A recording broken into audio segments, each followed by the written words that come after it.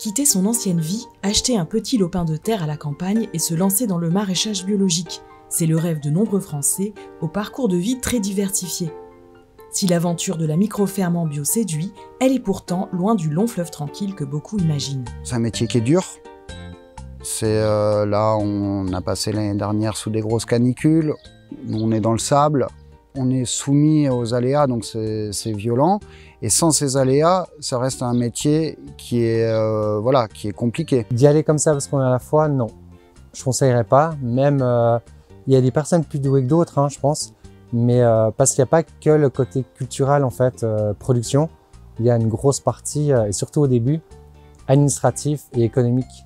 Et là-dessus, si on ne maîtrise pas les chiffres, on peut vite se retrouver coincé, en fait. Le projet MM-Bio, porté par l'Institut technique de l'agriculture et de l'alimentation biologique, vise à mieux connaître ces modèles agricoles innovants et à déterminer les atouts et les freins à ces projets.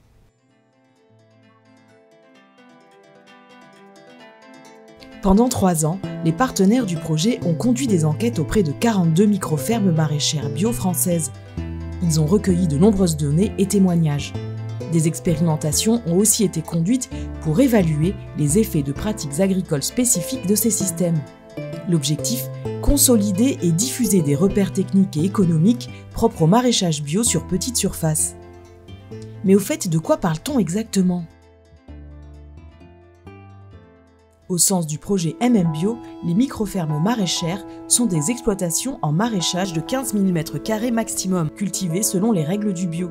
Ces micro-fermes s'inscrivent souvent dans une démarche visant à combiner les 2 grands principes de l'agroécologie, diversification et autonomie.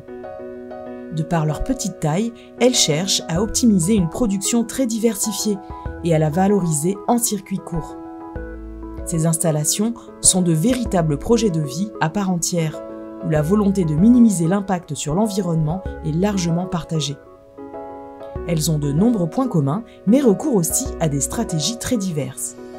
On reste du coup sur une petite surface, on arrive à faire beaucoup de rotations, on arrive à faire 2 rotations et demie sous un tunnel. Et du coup sur une petite surface, même en faisant manuellement, donc peu de frais de matériel, on arrive à produire quelque chose de qualité, à peu près sur toute l'année.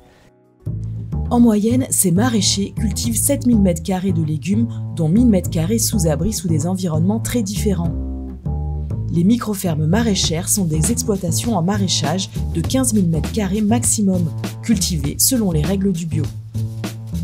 Plus les surfaces sont petites, plus ils vont chercher à multiplier les cycles de culture de manière à maximiser la production. La production pourra être vendue sur des marchés, à la ferme, en magasins spécialisés ou encore en AMAP sous forme de panier. Le temps de travail à l'année est très variable, même si la plupart de ces micro-fermes accueillent de la main-d'œuvre bénévole ou salariée. La surface cultivée par personne varie ainsi de 2000 m² à 1 hectare. Le niveau d'équipement est lui aussi très variable, et cette grande diversité dans les facteurs de production induit une grande diversité de pratiques plus ou moins intensives en intrants, en main-d'œuvre ou en mécanisation. Cette grande diversité de modèles se traduit par des résultats économiques très différents, ce qui amène à questionner les facteurs de la viabilité de ces systèmes. Malgré cette incontestable diversité, les micro-maraîchers se retrouvent très largement autour de valeurs communes. Mettre la main à la pâte, c'est aussi contribuer en fait à faire un peu mieux pour la suite et pour que les gens puissent accéder à une nourriture un peu plus saine et aussi créer des fermes avec un côté très à échelle humaine du coup. Globalement, j'avais pas les pieds dans l'agricole et je suis vraiment venu avec les convictions des enjeux un petit peu sur comment produire autrement, en bio, en respectant les sols, le vivant, la biodiversité. Donc vraiment par ce côté un peu éthique du rêve et du retour à la terre. La forte dynamique d'installation en micro-fermes maraîchères s'inscrit dans un contexte plus large de diffusion des idées liées à la permaculture, à l'agroécologie ou au maraîchage bio-intensif. Mais ces porteurs de projets, souvent non issus du milieu agricole, font face à des défis complexes. Formation et expérience minimum, défaut d'accompagnement, petite surface ou encore difficulté d'accès au foncier ou à la ressource en eau.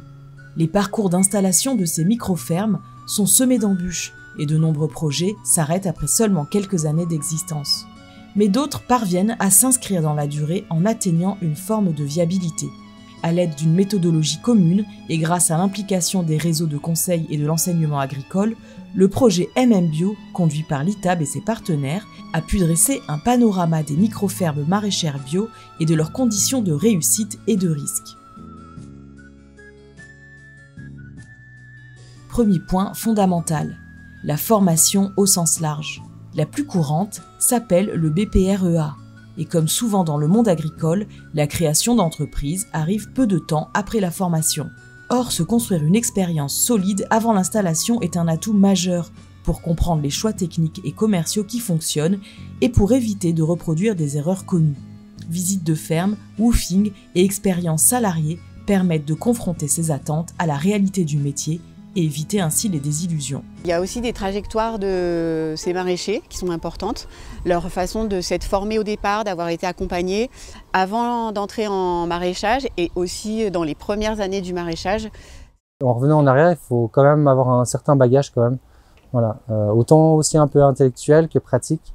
On ne connaissait pas grand-chose, mais on s'est lancé, on avait quand même ce qu'on avait de notre côté, c'était en fait des compétences dans l'ingénierie de montage de projets convenables.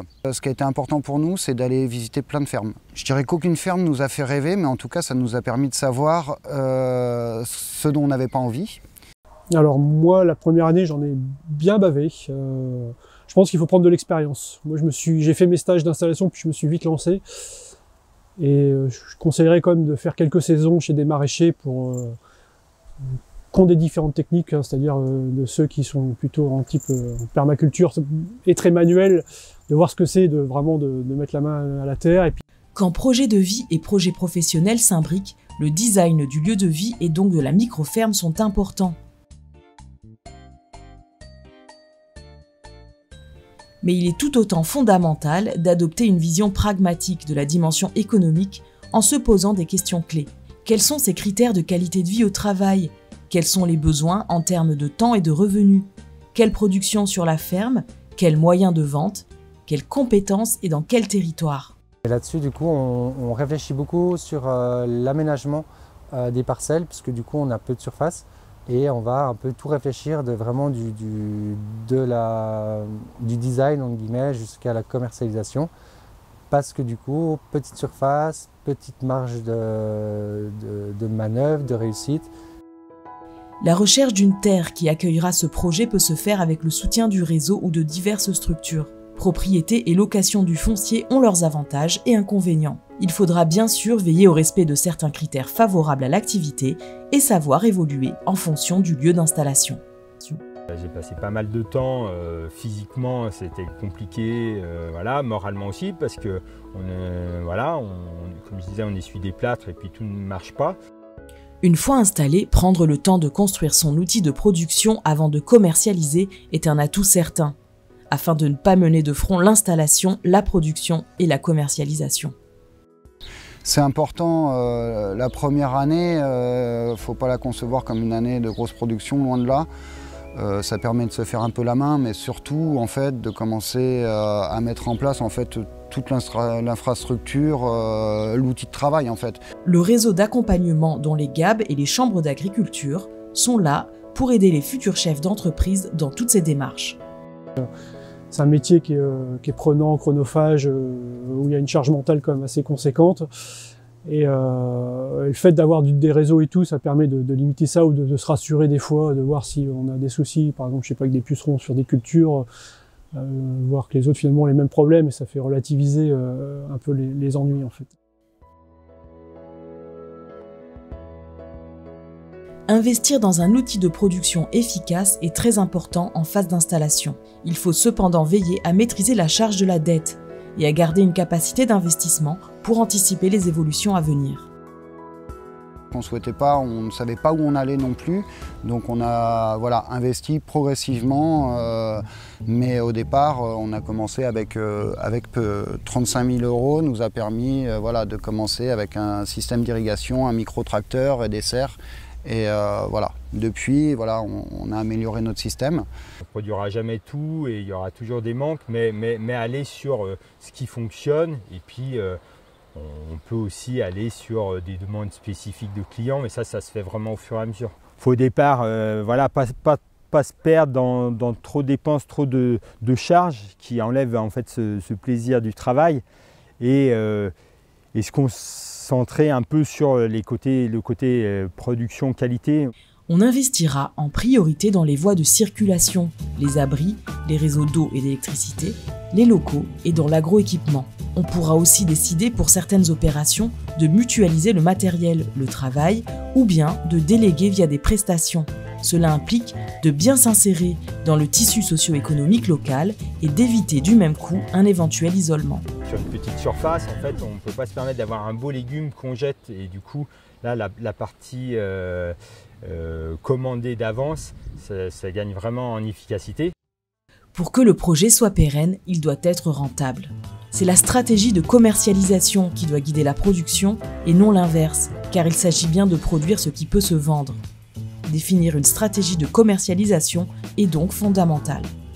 On a aussi vu que l'organisation du travail, notamment la mise en marché des légumes sur différents circuits de commercialisation, le choix de ces circuits pouvaient être aussi des facteurs qui avaient des influences sur la réussite. L'organisation est la clé de voûte de la réussite d'une installation en micro-ferme maraîchère bio. Une bonne planification de l'activité permet que la commercialisation soit en adéquation avec la production. Elle permet aussi d'anticiper les pics de travail et les moments clés d'intervention. Mettre en place des outils d'organisation.